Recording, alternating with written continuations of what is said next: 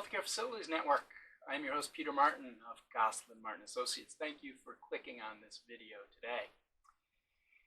Today's video is called Filling the Pipeline. It's part of our Filling the Pipeline series to hopefully bring new people into healthcare facilities management. Again, that's a core goal of this network. This video today is called the hiring process. As we look at filling the pipeline, one of the questions we need to ask, in addition to getting people into the profession, is the hiring process of 2023, is it conducive to the reality of the marketplace? And in this part one of Filling the Pipeline, the very first Filling the Pipeline show we've done, that is the question that's posed to our guests. Now, we talked in total for about an hour, but I've split Filling the Pipeline into two parts. Part one is called the hiring process, and our guests discuss whether or not the hiring process works for today. Part two, we will roll out in a couple of days, and that talks about internships and the difficulties and the challenges of getting interns into hospital facility departments, to get them working prior to them starting their career, to get them familiar with healthcare facilities management, so that in a perfect world, when they graduate college, you've already got them in your pipeline and you can move them into your facility management department. So what are the challenges with doing that? So these first two Filling the Pipeline videos will focus on that. The hiring process, followed by internships, and what are some of the challenges. You will see in the video as I introduce my guests, we have a cross-section of folks from human resources to academia to healthcare facilities management. I hope you'll watch this video. I had a good time recording it. The group of people we have will be back in the future as well, but I think that the first two videos are really important to help fill that pipeline. Before you can build a building, you need to make sure that that foundation is straight. And foundationally, the hiring process and the internship process are both foundational building blocks to get your departments where you need them to be. So stay tuned, part one, part two. I hope you enjoy it. Thanks so much for tuning in and have a great day. This is Peter Martin. Now on to the show. I'm very excited to be joined today by a distinguished group of guests who you can see in the gallery presentation before you. We will go into introductions for each of these folks who have been kind enough to join me this morning. This is the first episode we have done of Filling the Pipeline. And as you know, I mean, I've said this in pretty much every video. I don't need to say it again. The goal of the Healthcare Facilities Network, the core goal, the reason we started it, is to fill the pipeline because we need people into this profession. And I think the group we have in front of us today is a great way to kick that off. Just a couple of details. I did a little bit of research, and as I said, you folks, for most of the people who are watching us, you work in healthcare facilities management. You know it can be difficult to hire people. You know that people are retiring. So rather than just list some of the statistics that we've got from Healthcare Facilities Network, I just bumped around the internet, found a couple of stats, and I'll kick it off with that, and then we'll do the introductions. But from now until 2030, and this is from seniorliving.org, 10,000 baby boomers each day will hit the retirement age. So 10,000. So that's like a third of Fenway Park every day are going to retire. The CBO, the Congressional Budget Office, projects the potential labor force to expand by a mere 3.6% between 2022 and 2031, 1/8 of the pace in the 1970s. Over the following decade, that growth is projected to slow even more to 2.9%. So, pretty much a stagnant labor pool coming up over the next couple of decades. That's from Business Insider. They also said in an article that last year, 2022, by one estimate, 29% of managers were 55 or older. They also said 40% of CEOs were 55 or older, but we're not dealing with CEOs. Last statistic, and this one is sad and kind of sobering, but another consideration is the rising mortality rate among working age Americans. Since 2010, death rates have risen for both young and older adults driven in part by drug overdose, alcohol, suicide, diabetes, and obesity related to health conditions.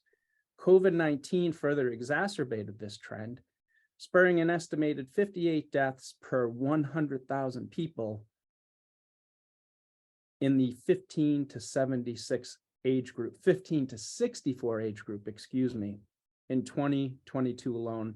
That was from the Population Reference Bureau in January 2023. So certainly that's a sad statistic, but everything in every industry is pointing to not enough people for the next couple of decades. And folks, you're experiencing it. I know that you are. So with that said, what I would like to do though, is do some member introductions so you know who is here on this call today. Each person, I would just ask who you are. I know who you are, but people watching don't know who you are, what you do, and how long you have been doing it. You don't have to give me your ages, how long you have been doing what you've been doing. Clay, can we start with you, please? Certainly. Good morning, Peter and all, and appreciate this opportunity to share. My name is Clay Silik. I'm the facilities manager with Providence Health and Services, and I'm in Washington State. So I have a hospital responsibility that extends and includes into grounds as well as some fleet, but day-to-day operations. Thank you, Clay. Clay is out on the West Coast, so it's an early morning for him. I usually run into Clay once a year. We run into each other, although I haven't the past couple of years at the ASHE annual. So Clay, I hope to see you in August. Let's go right. I will try. You try. I hear you. We'll skip me. How about we go down to Mass Maritime, please? Good morning, everyone. Mary Ann Richards. I'm the Director of Career Services here at Massachusetts Maritime Academy, and I've been here in this role for 14 years. And good morning, my name is Nancy Vanas. I'm also in Career Services. I actually worked with our facilities engineering students as well as our energy systems engineering students. And I've been at Mass Maritime for, 3.5 years now, but I've been in higher ed for a lot longer, 20 years. I've been in over 20 years now, I've been in higher ed. So. Thank you, ladies. In Massachusetts Maritime, so Mass Maritime and Bourne isn't too far from our office down here in Walpole. And so that is a great environment to get people, potential candidates into healthcare facilities management. We visited a couple of times and just a beautiful campus right at the beginning of the Cape Cod Canal in Bourne. So if you're not familiar with the location and the education, both worthwhile to check out. So thank you. Thanks for having us. Christine, you want to go? Absolutely. Good morning. I'm Christine Peary. I'm the Chief People and Diversity Officer here for Bassett Healthcare Network. I've been with Bassett for about 9.5 years, and I've been in human resources for about 20 years. Thank you, Christine. Steve, how about you? Yes, hello everyone. Steve Call, professor at Washington State University in the School of Design and Construction. You'll notice the palm trees behind me. I'm actually in Florida today at the ASHE chapter conference here. But started my career actually in Texas Children's Hospital doing maintenance supervision, and was a director of facilities in the Chicago area. And so I did that for about 15 years in healthcare facility management, and then eventually transitioned into academia. So my research focuses really exclusively on hospital facility management, facility optimization, workforce planning. So kind of have that practical background as well as an academic research background in this world of facility management. Happy to be here. Thank you. And as we know, and Steve and I did a podcast, as I've done podcasts with a lot of you folks on this, so I appreciate that. We did our podcast in November, I think, and Steve does a lot of research on salaries and competitiveness. And so I'm looking forward to talking about that. I've never been to Washington State, though. I've been to Washington State. I haven't been to your university. I'm sure it's just as beautiful as the folks down there at Mass Maritime. It is. Anytime, Pete, come visit. Thank you. I might. I'll tell my wife. Lamar, how about you, please? Morning, everyone. Lamar Davis. I am the Executive Director for Facilities Engineering and Support Services with the Shirley Ryan Ability Lab here in the Chicago area. I've been here for 7 years now, and I've been in the industry for 30 years. Can't believe I can say that right now. But 30 years, right? Thank you, Lamar. You know, Lamar, had you not said located in Chicago, I was going to say you can probably tell where Lamar is located by looking behind him. That's right. Is that the Sox up top? No, the White Sox are hiding behind me, but you see the Bears there, and of course, Yes. So those are all Bear logos. Yeah. I need new glasses. Last but not least, thank you, Lamar. No problem. Good morning, CJ Brown. I am the Director of Facilities Engineering at Women and Infants Hospital in Providence, Rhode Island. I have been here for just about 5 years and in the field for 13 years. Great. Thank you. Thank you, CJ. And CJ, before you jumped on, I was just talking a little bit about your unique background, you know, with your nursing background and kind of your transition. So I think that this is a great group of folks. We had a couple other people who will be part of this group. Unfortunately, they weren't able to join today. As you all know, schedules these days are crazy, but I think there's a nice diversification of folks. And, you know, I wanted to start with a question, again, just to the group, and do feel free to talk to each other and ask questions. I received a text just honestly this morning. I always think that, you know, when you watch TV, pretty much everything is staged, but I really did receive this text this morning, and it was by a person, a colleague who's interviewing. And the text says, so my team chair had 3 interviews this morning for a position. They had 1 no-show. They had a person who said they would be there by 8:30-ish. And they had a third who showed up in jeans and a hoodie. And the text concluded with, what is the matter with these people? They want a job. And so given what our first question here is, I thought that text was really interesting, because the first question I want to ask this group, and again, our goal is to fill the pipeline. We can't do that overnight. And it's going to take a cross section of people. But I think about this often because it's what we do here. But I wanted to know, do you feel that the current process and the current system of hiring employees is conducive or works in the market of 2023? What do folks think about that? Does the system of hiring people still work? And I don't know what we would go to, but I just, as a baseline, what do you think? Christine, let's start with you, only because you're VP of HR and diversity, and I know that you're passionate about this. So I hope you don't mind me picking on you first. Yeah, not at all, not at all. And I feel like I have been on the receiving end of those messages, those texts, those emails a number of times. And I don't think the current system and process works. And as you know, I've been thinking about this leading up to this discussion, sort of also thinking about how, if it doesn't work, how would it change, right? And so I feel like there are a number of different factors at play. I think, you know, at least in my space, we are required by either New York State or the federal government to make sure we get certain information during a hiring process, which can be cumbersome, you know, when filling out an application. So shortening applications, creating short applications that then feed into a larger application as people progress, looking at things like that. But also identifying, I think some of the standard career fairs also don't work. You know, I think we're trying to pivot and move to a model where we're meeting candidates where they are, because I don't know.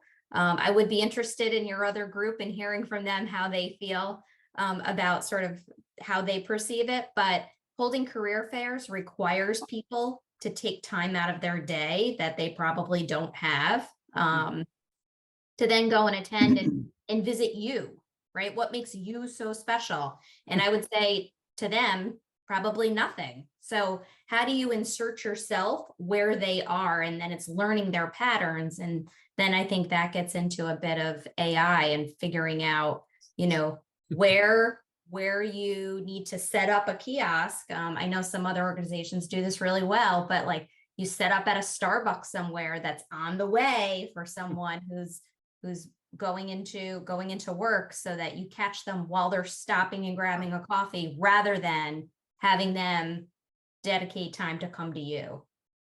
Interesting. When I was going to ask you, when you said meeting people with where they are, so that meeting people where they are, Starbucks would be an example. Meet them where they get their coffee in the morning. Yeah. So I think, we really need to think differently. But also then, I also think what I'm seeing, not just as the head of HR, but also as a mom of kids now, one entering high school in the fall, they're not exposed to anything, and they can't get exposed to anything because of these age requirements. And so I'll just give an example. My daughter, she's interested in becoming a vet. Well, what a perfect time for her to shadow various different opportunities in a veterinarian office before she goes into college, to see if that's right for her. They won't take anybody until they're 18. That's the opportunity's gone. Yeah. By then she's in college and she's beginning to figure out what she wants to do. So I just sort of give that one example, because I'm sure it's across the entire healthcare spectrum, right? Where there's opportunities where we could get in front of kids and show them the opportunities we have available before they're already out into the world. Sure. Well, thank you. CJ, I think you had something to say. Yeah. I do think the whole hiring process is extremely antiquated. I mean, you look at applying and it asks you to upload your resume. So you upload your resume, and then the next step is now retype everything that's already on your resume into this full 6-page application process. And then you do all that, and you go through the process, and then you go through the whole interview process, and then you get to the last day and you start talking salary. And then you realize, hey, you know what? Where I need to be isn't where you can be. So now we've just wasted each other's time for the last 6 months, because you don't know, hiring doesn't happen overnight. Figuring out a way to be more upfront and more technologically savvy with the application process. Yeah, that's one thing I agree with you on the salary, and we don't have to go down that lane, but I know that, from our perspective here, I'll always put the salary up front. Really, once you tell me you're interested in a role, I'll let you know what the salary is, because there are some barriers that you cannot overcome. I mean, if you want to be at X and I'm off by $40,000, you're not coming. So yeah. I've never understood that waiting until the end. I mean, if they're replying, they're interested. Yeah, money. That's or even, on the opposite side, as the hiring manager, I go to HR and say, all right, here's the person's qualifications. Can you let me know what the salary will be? And they come back and they give you, all right, you can go in this range. The couple times I've offered positions to people, I say, look, I'm not going to make this be a used car sales. Like HR offered me this range. I think you are worth this, and this is my final offer. Like, this is all I can do. I hate that when you're applying for a job and it's like, well, I really want this. And it's another 5-day back and forth on trying to get that salary that you want. Like, there's nothing that feels good about it. Right. I like the analogy to buying a car. Does anybody else on the call have the pay transparency law in effect, or is that just New York State? I think it's coming to Rhode Island, but I don't think it's happened yet. Clay, Washington State has it. Yeah, this is Clay. Washington State changed just recently to where we had to post a range. I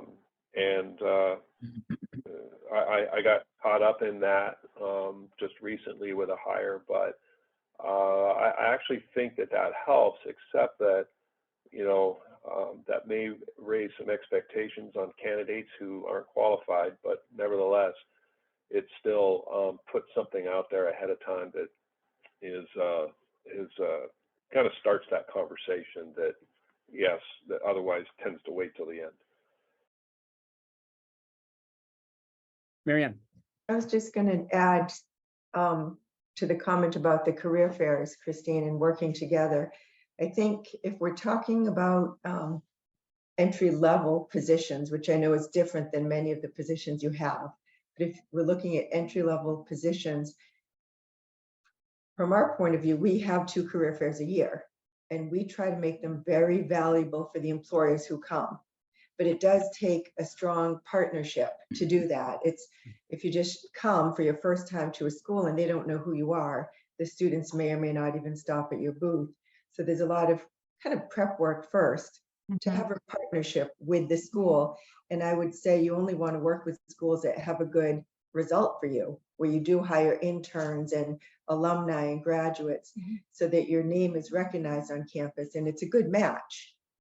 And I hope it would be worthwhile, but it does take work to figure out what's the right schools to go to. And then the other thing is educating students at a young age, which I know that there's problem with, they can't go to a vet tech, for example, to shadow, but freshman year, we have a section later we'll talk about more, but educating, say, freshmen in college, for us, that would work. Coming to campus, not necessarily the career fair, but to speak in a class, to explain what career opportunities are there in the healthcare industry for facilities engineers.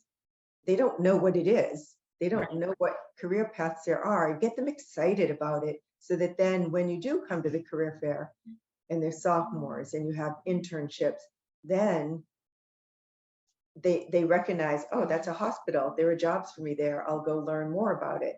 So that we try to get things early, freshman, sophomore year, rather than wait till they're seniors. They may or may not even apply for a job with you. Right. Those are just a couple thoughts that I No, had. I think that's so important, right? So I hope I didn't imply the career fairs were not important at all, because that was not my intent. I know that. Yeah.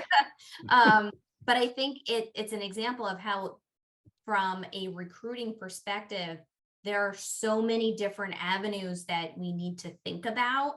And I don't know about anybody else on this call, but certainly my talent acquisition team, is trying to do so many different things, and it feels as though there are so many avenues we need to tackle to get in front of candidates, to then, grab their attention and get them interested and show them what we can do and show them what we can offer.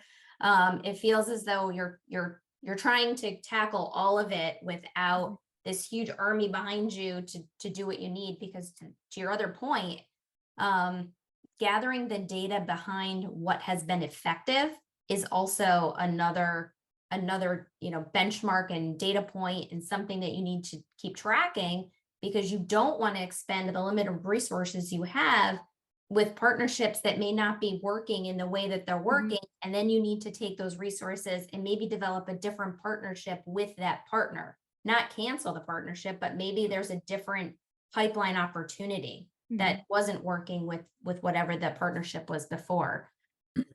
So agreed. Yeah, so what I wanted to do is I kind of wanted to piggyback on what you're all saying, is that, by the time you might be meeting with potential candidates, for example, the facilities engineers, yeah, sure, they can all work in a hospital, right? But they're being bombarded by other different industries. So they're exposed to so many different industries that, that they could potentially, start down their careers with. So, just power plants, universities, banks, commercial buildings.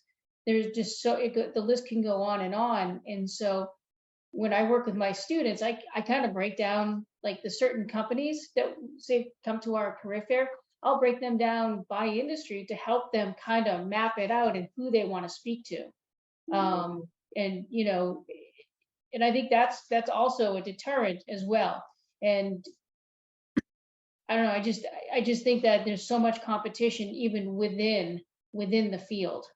Piggybacking on that, and maybe Steve and Marianne and Nancy, do other industries do, I don't want to say a better job, but do other industries start marketing themselves to college students at younger ages? I guess what I'm saying is our hospitals and healthcare a little bit behind in that competition to market to those young kids? Steve, let's start with you, if you don't mind. Sure. And let me back up a little bit. I do think it's important to differentiate when we're talking, trade or engineering specific roles versus management roles. And so we're here today because, as we all know, we're saying this. We're all experiencing headwinds regardless of industry, but specific to healthcare facility management, there's a struggle to find enough and then to find competent talent to fill these roles.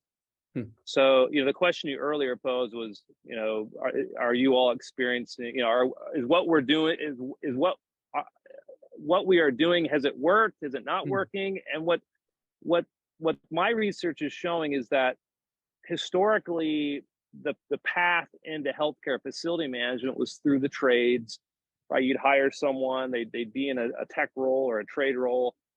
A decade later, you'd promote them into a management position. That's the way that it's been done historically. And so I think step number one is for us to realize that that's not broken. That's still a valid source for talent, but it just is not supplying enough talent to fill this wave of folks that are retiring. So that number one, I think if everybody can embrace the idea that we've got to do things a little differently, and that has been a struggle within healthcare, frankly, that there culturally it's a struggle to shift and say, well, how can we find talent that haven't grown up through the trades? And that still hasn't been fully embraced. Even if you do embrace the idea that, for example, hiring students from college to move into a facility management role, even if you embrace that idea, which, by the way, that's one of the reasons that the general facility management field outside of healthcare has really addressed this attrition challenge. A decade ago, everybody in FM was dealing with this. Generally speaking, in the FM world, this is no longer such a big problem because they have embraced the idea of hiring college students. Facility management programs have grown exponentially throughout the country. Students are being hired, almost at 100% placement. So there's huge demand for FM students, but in healthcare, that's just simply not happening. And I have a number of every 100, facility management jobs open in healthcare, only 3 of them are hired by, are students hired for those roles. So they're just simply not leveraging that growing resource that's been shown to be effective outside of healthcare FM. One of the main challenges, like I said, even if you embrace that idea, is that healthcare simply is not paying even remotely close to what students can get in other industries. So it's a huge roadblock, and that's why. And frankly, on top of that, they're not paying as much as other industries, and the job is more difficult. I've been a healthcare facility manager myself. The compliance issues, the life safety issues, the 24/7 operations. It's a challenging role. So there's a couple of really, really key, roadblocks. And we can, I think it's valid to talk about, the application process is challenging and those sort of things, which is true. But we really need to focus on what are the core roadblocks that are preventing the industry from addressing this attrition challenge. And it really comes back to the shifting or the openness to looking at other ways of recruiting people outside of just the trades. And secondly, open to the idea that the healthcare industry needs to start paying more competitively. So those for me are the 2 key issues. So Steve, just a clarifying question on my end, and I agree, like the pay thing we can get to too. I don't know if we would in this episode, because that's a huge, that's a huge element all to itself. But you are saying though, that other industries outside of healthcare do a better job embracing and hiring in those younger folks into their environment at an earlier point in the process. Is that fair? Okay.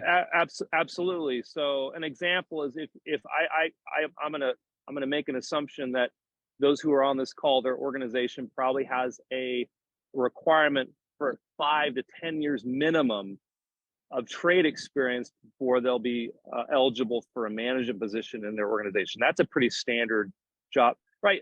A college student is not going to have that. And so that's just step number one, like adjusting these expectations of what an entry-level facility manager looks like. And I'm not talking about hiring a college student for a director role or a VP role. That's out of the question, but even entry-level type roles, which again gets complicated because entry-level roles really only work for large systems. You've got these small hospitals where you've got a lead tech and a director. There is no entry level.